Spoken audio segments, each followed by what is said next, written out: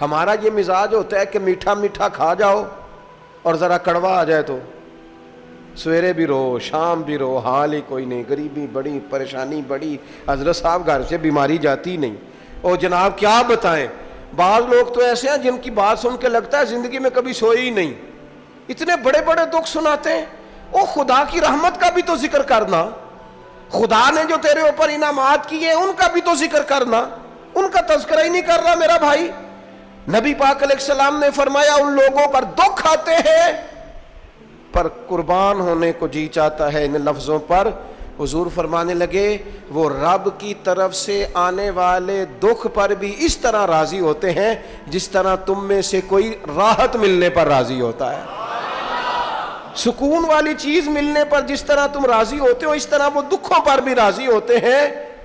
دکھ قبول محمد بخشا، دکھ